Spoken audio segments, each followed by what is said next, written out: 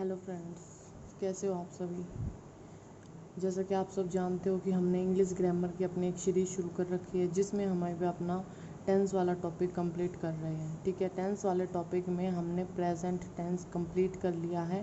Present tense के हम चारों ही पार्ट डिस्कस कर चुके हैं।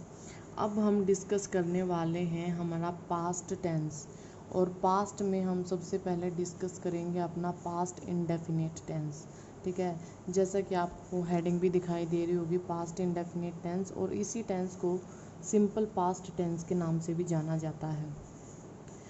तो इस सिंपल पास्ट टेंस में और प्रेजेंट परफेक्ट टेंस में बहुत ही बड़ा कन्फ्यूजन रहता है लोगों को।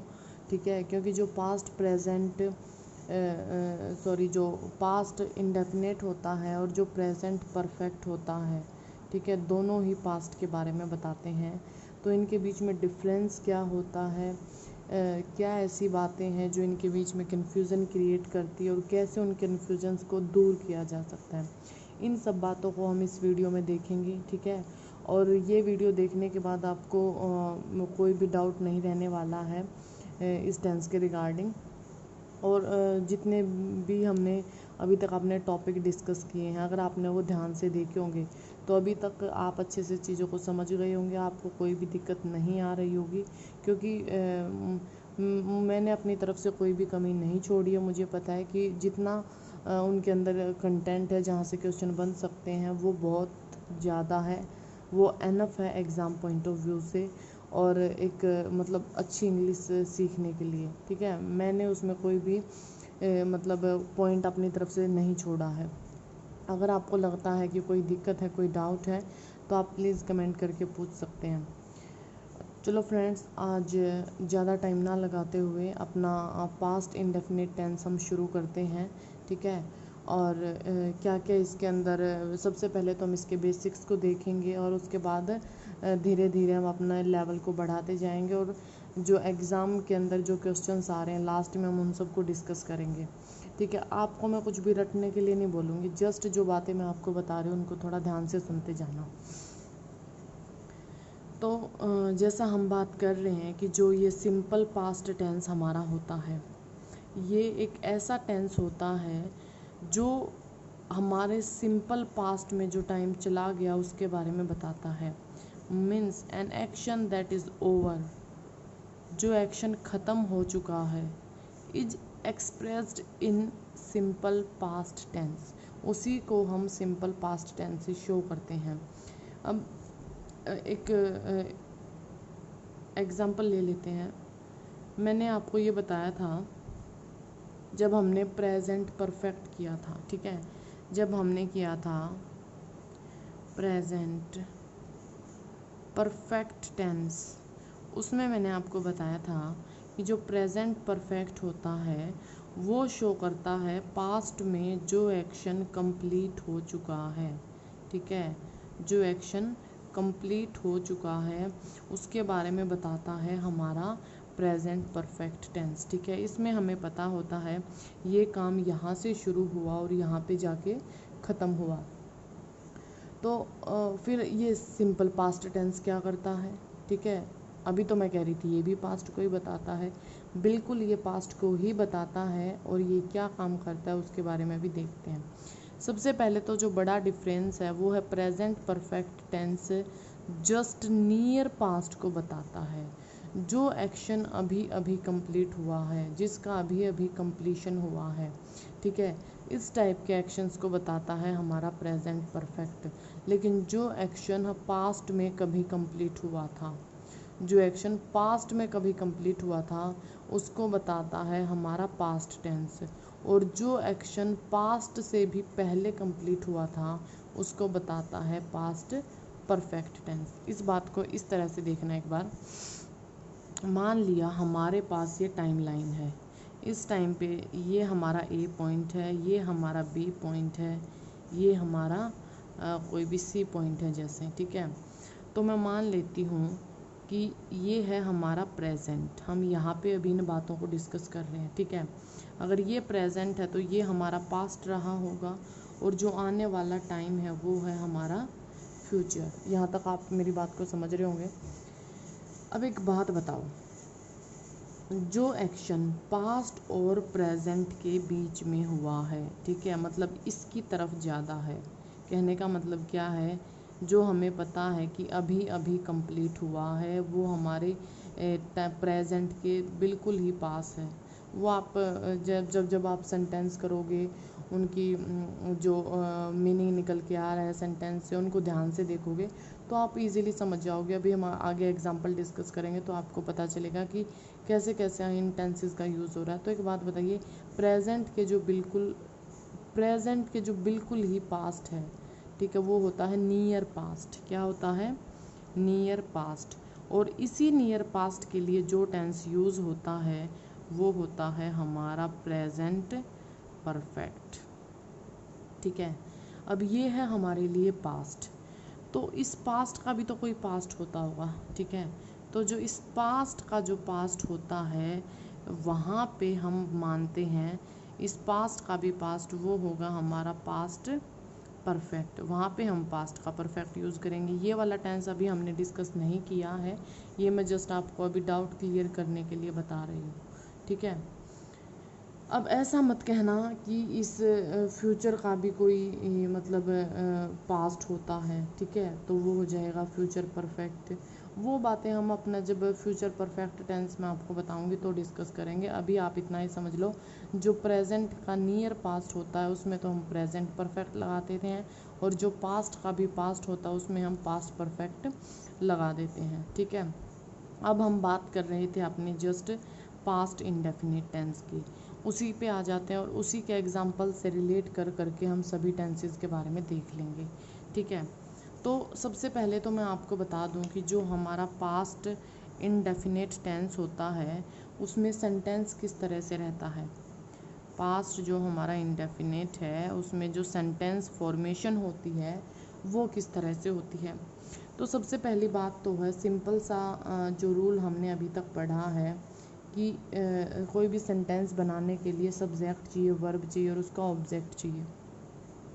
तो हमें पता है जब हम अपने सिंपल पास्ट की बात करते हैं, पास्ट इंडेफिनिट की बात करते हैं, तो हम वर्ब की सेकंड फॉर्म का यूज़ करते हैं। ये सेंटेंस होता है हमारा अफर्मेटिव, ठीक है। और जिस तरह से हम अपने प्रेजेंट इंडेफिनिट में डिस्कस कर चुके हैं कि जब वहाँ पे हमारा जो इंटेरोगेटिव फॉर्म आती है या नेगेशन की फॉर्म आती है तो हम वहाँ पे डू या डज का यूज़ करते हैं प्रेजेंट में। लेकिन अब हमें बात करनी है पास्ट की, तो यहाँ पे आ जाती है डिड, ठीक है, यहाँ पे आ जाती है डिड। इसका मतलब जब या तो सेंटेंस नेगेटिव होगा या इंटेरोगेटिव होगा, ठीक है, तो ये इस तरह से यूज होने वाला है।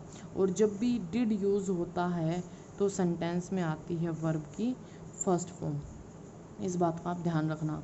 तो जैसे अगर हम नेगेशन की बात करें तो ये हो जाएगा subject plus did plus not plus first form of verb plus object, ठीक है।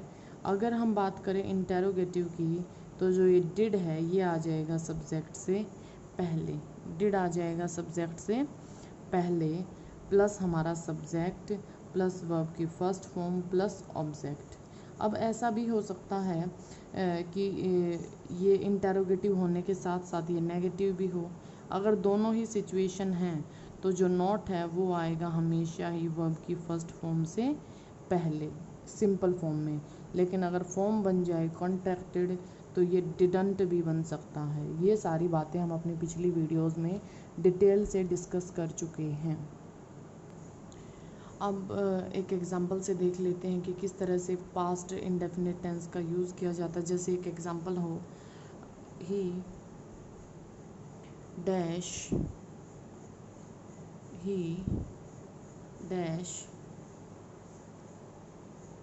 yesterday,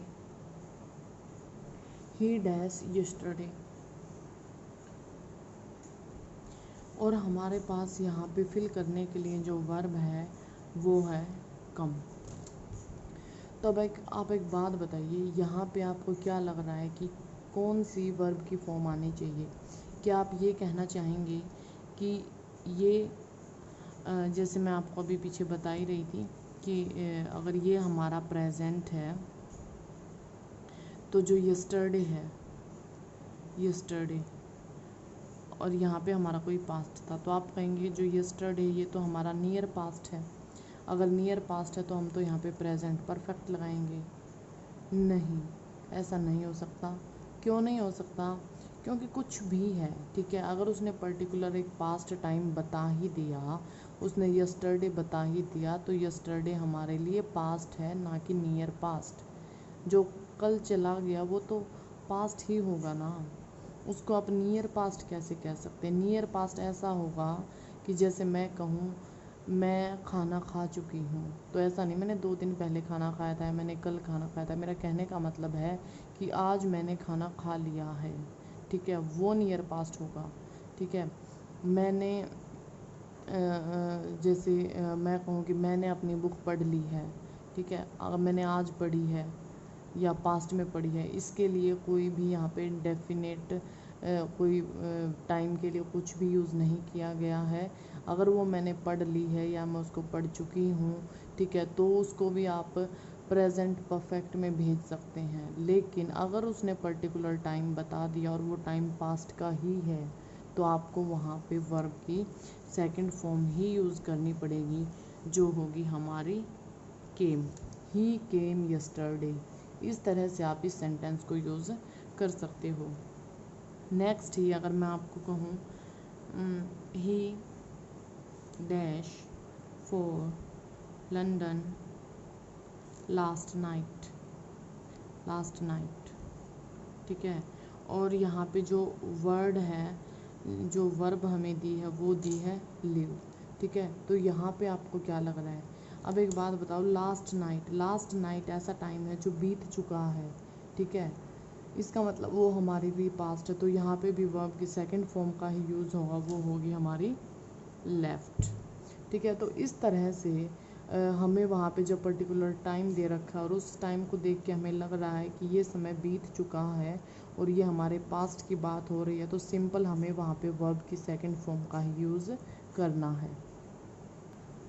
अब ऐसा हो सकता है कि वहाँ पे जो हमें पास्ट डिनोट करने के लिए जो भी वर्ड हमें दे रखे हैं वो हो सकते हैं, यस्टरडे हो सकता है, लास्ट नाइट हो सकता है, लास्ट वीक हो सकता है, last month, last year, the other day, the other morning, ठीक है।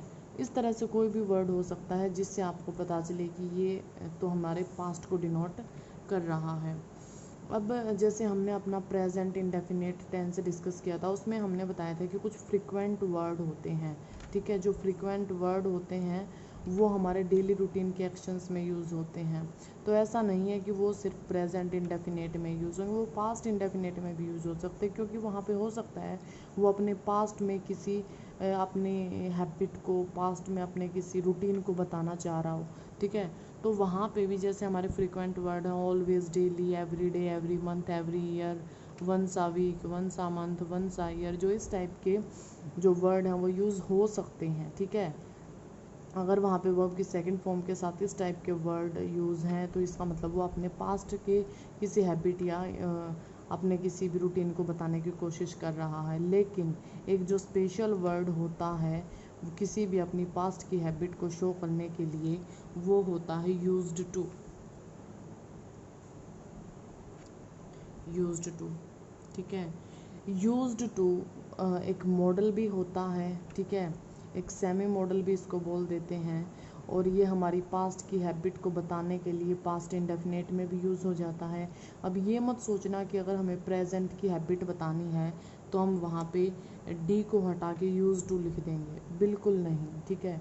वो कोई फॉर्म नहीं होती, जो यूज्ड टू होता है यही एक पर्टिकुलर फॉर्म है जो पास्ट के जो हमारी हैबिट है उसको बताने में हमारी हेल्प करती है। तो देख लेते हैं एक बार इससे किस तरह से एग्जांपल्स बनते हैं। जैसे Ram, Ram used to in the morning, in the morning, और जो हमारा वर्ड हमें मिला है यहाँ पे फिल करने के लिए वो है हमारा वॉक, ये वर्ब है हमारी वॉक। तो अब एक बात बताओ, अब आप यहाँ पे क्या भरने की कोशिश करोगे, क्योंकि मैंने ये बताया ये आपका होगा पास्ट इंडेफिनेट में, ठीक है, ये होगा यूज़ हमारा पास्ट इंडेफिनेट में। और जो पास्ट इंडेफिनेट टेंस है उसमें हम यूज़ करते हैं सेकंड फॉर्म ऑफ वर्ब, ठीक है। तो आप यहाँ पे क्या क्या यूज़ करोगे, second form of verb use करोगे, वर्ब की फर्स्ट फॉर्म यूज़ करोगे, या हैज़ हैव के साथ यूज़ करोगे, कैसे यूज़ करना चाहोगे। तो इस बात का ध्यान रखना, जब भी यूज्ड टू आता है तो हमेशा ही वर्ब की फर्स्ट फॉर्म का ही यूज़ होता है, ना कि वर्ब की सेकंड फॉर्म का। बेशक से ये पास्ट इंडेफिनेट में यूज़ हो रहा है किसी हैबिट को, रूटीन एक्शन को बताने के लिए, तो ये मत सोचना कि ये वर्ब की सेकंड फॉर्म ही देगा क्योंकि पास्ट में यूज़ हो रहा है, नहीं। जब भी यूज्ड टू यूज़ होगा सब्जेक्ट के साथ, ठीक है। ये बातें हम आगे डिटेल में डिस्कस करेंगे, क्योंकि यहाँ आके ये काम कर रहा है अब एक हेल्पिंग वर्ब का, और ये है हमारी यहाँ पे मेन वर्ब। और जब भी एक हेल्पिंग वर्ब का काम करता है ये मॉडल होता है, और जो मॉडल्स होते हैं उनके साथ हमेशा ही बेस फॉर्म आती है, ठीक है, ना कि कोई अदर फॉर्म। तो ये बातें अभी हम अपने आगे थोड़ा मॉडल्स वगैरह डिस्कस करेंगे वर्ब वाले चैप्टर में, वहाँ बहुत अच्छे से डिस्कस करने वाले हैं। अभी आप इतना ही ध्यान रखिए कि जब भी पास्ट इंडेफिनेट में यूज्ड टू किसी हैबिट को बताने के लिए यूज़ होता है तो वहाँ वर्ब की फर्स्ट फॉर्म को ही मेन वर्ब की तरह यूज़ किया जाता है। अब इसके कॉन्सेप्ट वगैरह तो बहुत हो चुके हैं, ठीक है, इसमें बेसिक कॉन्सेप्ट हमारे मेनली यही होते हैं। अब हम इन चीज़ों को, कॉन्सेप्ट तो आप चाहे जितने बना लो, हर सेंटेंस के साथ एक नया रूल क्रिएट हो सकता है, ठीक है, और लोग रटते भी हैं, ठीक है, तो ऐसा हम नहीं करने वाले हैं।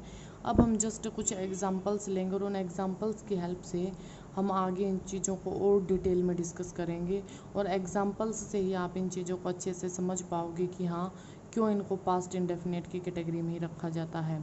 जैसे एक सेंटेंस है, दे नेवर ड्रिंक वाइन। आपको क्या लग रहा है इस सेंटेंस में क्या होना चाहिए, दे नेवर ड्रिंक वाइन। आपको देख के, समझ के, या अपनी जनरल अंडरस्टैंडिंग से लग रहा होगा कि वो कभी शराब नहीं पीते, ठीक है। तो ये सेंटेंस बिल्कुल ठीक है क्योंकि आप प्रेजेंट की बात कर रहे हो। लेकिन थोड़ा सा ना सेंटेंस को ध्यान से देखो, ये बात ना प्रेजेंट की नहीं हो रही है। नेवर का मतलब है कि लॉन्ग पास्ट में उन्होंने ये काम कभी नहीं किया, ठीक है, वो ये काम कभी नहीं करते तो उन्होंने पास्ट में नहीं किया होगा, तभी तो प्रेजेंट में उनकी मिसाल दी जा रही है, ठीक है। इसका मतलब ये सारा का सारा जो बोला जा रहा है ये उनके पास्ट के एक्शंस पे डिपेंड है, इसलिए वो इस तरह से इस बात को बोल पा रहा है कि उन्होंने कभी भी शराब नहीं पी। अगर ऐसा है, ये पास्ट की बात है, तो ड्रिंक नहीं आएगा, यहाँ पे आएगा ड्रैंक, ठीक है। दे नेवर ड्रिंक वाइन, ये सेंटेंस इस तरह से ठीक होगा। जैसे अगर मैं कहूँ एक सेंटेंस अगर लिखूँ, ही always carried an umbrella,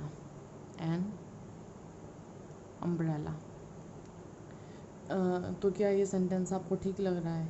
he always carried umbrella, वह हमेशा ही अपने साथ छाता रखता है, ठीक है, या हमेशा ही उसके साथ छाता होता है, क्या ये ठीक है। अब एक बात बताइए, ये ऑलवेज़ का मतलब है वो पहले भी रखता होगा, पास्ट में उसने काफ़ी टाइम रखा है, वो आज भी रख लेता होगा, कोई बात नहीं, लेकिन पास्ट में उसने रखा है इसलिए तो उसको इस बात का पता है कि हाँ वो हमेशा रखता है। एक दिन रखने से तो कोई ये नहीं कहता कि वो हमेशा रखता है। इसका मतलब जो नेवर है और जो ऑलवेज़ है ये लॉन्ग पास्ट में जो काम होते हैं, लगातार पास्ट में काफ़ी टाइम तक जो इवेंट होते रहते हैं उनको डिनोट करते हैं, और इनके साथ ये होते तो फ्रीक्वेंट वर्ड हैं, ठीक है, इनके साथ अगर हमारा एक्शन पास्ट को डिनोट कर रहा है तो वर्ब की सेकंड फॉर्म ही यूज़ होगी। इन चीज़ों का आप ध्यान रखना। इसी के बारे में मैं आपको बता रही थी कि ऐसा नहीं है कि जो फ्रीक्वेंट वर्ड होते हैं वो जस्ट प्रेजेंट इंडेफिनेट में आते हैं, पास्ट इंडेफिनिट में भी आ जाते हैं, बस सिचुएशन को हमें खुद कंसिडर करना होता है कि यहाँ पे क्या आ सकता है। ठीक है, अब जैसे एक और एग्जांपल लीजिए, शी बॉट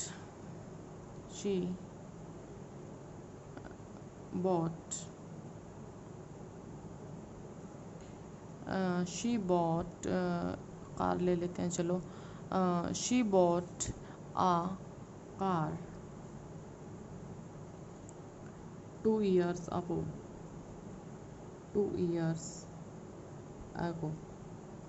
तो क्या ये सेंटेंस ठीक है? सॉरी, दिख नहीं रहा था। क्या ये सेंटेंस ही है? She bought a car 2 years ago।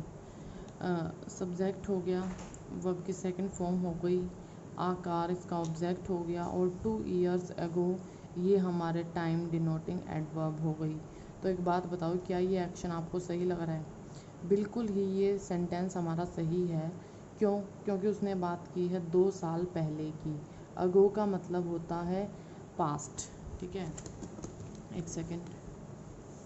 अगो का मतलब होता है पास्ट, और अगर यहाँ पे यूज़ हो जाए बिफोर, तो बिफोर का मतलब होता है पास्ट ऑफ पास्ट। जो पास्ट का भी पास्ट हो वो होता है बिफोर। और जैसे बिफोर से रिलेटेड एक सेंटेंस देखिए, when I met him in 2013 we had worked together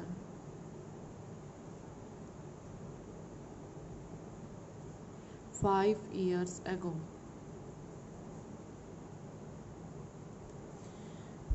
इस सेंटेंस को देख के क्या लग रहा है कि अगर हम 5 साल पहले की बात कर रहे हैं तो अगो, मैंने अभी बताया था आपको, पास्ट को डिनोट करता है। तो क्या लग रहा है कि ये पास्ट को डिनोट कर रहा है। इस सेंटेंस को थोड़ा ध्यान से देखिए कि अगर ये बात कर रहा है 5 year अगो की, और वो उससे पहले, अगर वो बात कर रहा है 2013 की, और उससे पहले वो 5 साल पहले एक साथ वर्क कर चुके हैं, इसका मतलब अगर हम बात कर रहे हैं टाइम लाइन पे, अगर इसको देखें तो ये है 2020, और इससे 5 साल पहले, इससे अगर हम 5 साल पहले की बात करें, इससे पहले अगर जैसे मैट हिम इन 2013 की अगर वो बात कर रहा है, और उससे वो 5 साल पहले की बात कर रहा है, इसका मतलब कि अगर 2020 के अकॉर्डिंग देखें तो 2013 हमारा पास्ट है, लेकिन वो उससे भी पहले 5 साल की बात कर रहे हैं, इसका मतलब वो पास्ट ऑफ पास्ट की बात कर रहे हैं। और अभी मैंने आपको बताया था कि पास्ट ऑफ पास्ट के लिए एगो यूज़ नहीं होता, वहाँ पे बिफोर आएगा। इस तरह से जो हमारे सेंटेंसेस होते हैं वहाँ हमें पास्ट ऑफ पास्ट की रिक्वायरमेंट होती है। अदरवाइज़ एक सेंटेंस और देख लीजिए, वहाँ पे हमें पास्ट ऑफ पास्ट की रिक्वायरमेंट नहीं होती। बिना रिक्वायरमेंट के कहीं भी बिफोर का यूज़ मत करना। जैसे आई नॉट लाइक बनानास एगो। आपको ये सेंटेंस क्या बोलने में सही लग रहा है? ना तो ये बोलने में सही लग रहा होगा और ना ही ये देखने में सही लग रहा होगा। क्यों? क्योंकि पहली बात तो ये है कि ये सेंटेंस हमारा चाहे पास्ट ऑफ पास्ट वाला हो या पास्ट वाला हो, नोट अकेला नहीं आ सकता। ठीक है, अगर लाइक हमारी मेन वर्ब है तो जो नोट है वो हो सकता है मेन वर्ब से पहले आ जाए, लेकिन अगर मेन वर्ब है तो इसकी हेल्पिंग वर्ब कहाँ है? क्योंकि नेगेशन वाले सेंटेंस में डू डज डिड इनमें से कोई ना कोई फॉर्म तो आती ही है। अगर ये पास्ट की बात हो रही है तो इसका मतलब यहाँ पे डिड तो आएगा ही आएगा। तो आई डिडंट लाइक बनानास एगो। अगर आप ये सोच रहे हो कि मैंने अभी बताया था कि अगो जो होता है वो पास्ट के लिए यूज़ होता है, तो यहाँ पे अगो ठीक होगा नहीं। यहाँ पे अगो आपको वैसे देखने में सही लग रहा हो, लेकिन अगर हम यहाँ पे इसकी सेंस की बात करें तो ये सेंस बिल्कुल ही गलत है, और यहाँ पे आएगा बिफोर। ठीक है, वो पहले बनानाज पसंद नहीं करता था, लेकिन यहाँ पे इसका मतलब है कि वो अब करता है। ठीक है, तो ऐसे सेंटेंस जहाँ पे ऐसी सेंस आए कि वो पहले उस काम को नहीं करता था लेकिन उसने अब वो काम करना शुरू कर दिया है, तो वहाँ भी बिफोर आता है। ठीक है, वहाँ पे आप पास्ट देख के बिफोर को मत हटा देना। इससे रिलेटेड एक और एग्जांपल देख लो, ये वाला अच्छे से कॉन्सेप्ट आपको क्लियर हो जाएगा। They had send me this gift, they have send me this gift 5 years ago, 5 year ago। इस सेंटेंस में क्या दिक्कत लग रही है? इस सेंटेंस में दिक्कत ये है कि अगर वो बात कर रहा है 5 year ago की, ठीक है, तो अगर ये यहाँ हमारा प्रेजेंट है और इसी के अकॉर्डिंग अगर ये बात कर रहा है पास्ट की, ठीक है, तो ये वाले 5 ईयर यहाँ पास्ट में ही हैं, तो ये बात तो ठीक है कि यहाँ पे पास्ट इंडेफिनिट टेंस यूज़ होने वाला है। ऐसा नहीं है कि ये नियर पास्ट में आ जाएगा कि हमारे 5 ईयर है। ये जो 5 ईयर है वो काफ़ी एक लॉन्ग ड्यूरेशन होता है, इसलिए नियर पास्ट तो हम इसको नहीं कह सकते। इसका मतलब यहाँ पे जो सिंपल पास्ट टेंस यूज़ होने वाला है, तो फिर आपने यहाँ पे पास्ट परफेक्ट क्यों यूज़ कर दिया? तो यहाँ पे आएगा they send me this gift 5 year ago। तो इस तरह से जस्ट पास्ट को अगर डिनोट करना हो तो अगो का यूज़ करो। अगर पास्ट में कोई काम नहीं होता था लेकिन अब होना शुरू हो गया तो बिफोर आएगा। और पास्ट ऑफ पास्ट को जहाँ डिनोट करना हो, मतलब पास्ट का भी पास्ट बताना हो, तो वहाँ पे भी हमारा बिफोर ही आएगा। ठीक है, आई होप आपको अच्छे से यहाँ तक समझ आ रहा होगा ये वाला कंसेप्ट। और इसी के अकॉर्डिंग हम यहाँ पे अपना जो पास्ट इंडेफिनिट टेंस है उसके मेनली इसी टाइप से क्वेश्चंस बनते हैं एग्ज़ाम में, कि वहाँ पे आपको कुछ ऐसे वर्ड दिखाई देंगे जो आपको पास्ट की तरफ ले जा रहे होंगे, और वो पास्ट ही डिनोट करता है कि वो पास्ट है या हमारा नियर पास्ट है। उसी के अकॉर्डिंग वहाँ पे हम प्रेजेंट परफेक्ट या पास्ट सिंपल टेंस का यूज़ कर देते हैं। ज़्यादा से ज़्यादा जब आप क्वेश्चंस की प्रैक्टिस करोगे तो आपको ये बातें और ज़्यादा अच्छे से क्लियर हो जाएंगी। यहाँ पे एक छोटा सा कंसेप्ट मैं और डिस्कस करना चाहूँगी। जैसे हम स्टार्टिंग में हमने बात की थी डू, डज और डिड वाले कंसेप्ट की। अभी तक हमने जितना पढ़ा है उसमें हमने यही पढ़ा है कि अगर हमारा सेंटेंस नेगेटिव है और इंटेरोगेटिव है तो ही हम डू, डज और डिड का वहाँ पे यूज़ कर पाते हैं। लेकिन कुछ सेंटेंसेस ऐसे भी होते हैं जहाँ पे मेन वर्ब को स्ट्रेस करने के लिए भी हमें जो हमारी वर्ब की फर्स्ट फॉर्म होती है उसके साथ इनका यूज़ करना पड़ जाता है। तो उस टाइप के एग्जांपल्स को एक बार आप देख लीजिए। कहीं ऐसे क्वेश्चन आपको दिख जाए और आप ये सोचो कि ना तो ये नेगेटिव है ना ये इंटरोगेटिव है, तो आप उसको वहाँ पे गलत मार्क कर दो। एक एग्जांपल से देखो, you do come here every day. You do come here every day, इसमें कहने का मतलब है कि तुम यहाँ डेली आते हो। ठीक है, जो एवरी डे है वो हमारा एक फ्रीक्वेंसी शोइंग वर्ड है जो उसकी डेली आने की फ्रीक्वेंसी को वहाँ पे शो कर रहा है। तो यहाँ पे मेन काम जो डेली हो रहा है वो क्या है? उसके आने का काम डेली हो रहा है। इसका मतलब यहाँ पे जो डू है वो ना तो इस सेंटेंस को इंटेरोगेटिव बना रहा, ना वो इसमें नेगेशन को शो कर रहा, वो जस्ट इस कम को स्ट्रेस करने के लिए यहाँ पे यूज़ हुआ है। तो इस तरह से ये वाले जो डू, डज या डिड हैं, किसी भी वर्ड जो मेन वर्ब होती है उसको स्ट्रेस करने के लिए आ जाते हैं। जैसे कोई अगर कोई बार बार मिस्टेक करता है तो हम उसको कह सकते हैं he did make a mistake, he did make a mistake, कि उसने गलती की है। ठीक है, अब वो काम पास्ट में हुआ है इसलिए हमने वहाँ पे डिड यूज़ कर दिया। ये काम डेली हो रहा है, फ्रीक्वेंट है, इसलिए हमने यहाँ पे प्रेजेंट इंडेफिनिट यूज़ कर दिया। उम्मीद करती हूँ आपको जितना कंटेंट हम अभी तक टेंस का कर चुके हैं आपको अच्छे से समझ में आ रहा होगा। और अगर कोई दिक्कत होती है तो आप मुझे कमेंट सेक्शन में पूछ सकते हैं। अदरवाइज़ अच्छा रहेगा अगर आप डेली प्रैक्टिस करके नोट्स को अच्छे से समझ के इन चीज़ों को करोगे। अदरवाइज़ रटने से तो कुछ समझ में आने वाला है नहीं। बाकी वीडियो को लाइक करो, शेयर करो, चैनल को सब्सक्राइब करो ताकि जिनको ज़रूरत है वहाँ तक भी ये वीडियो पहुँच सके। Thank you friends.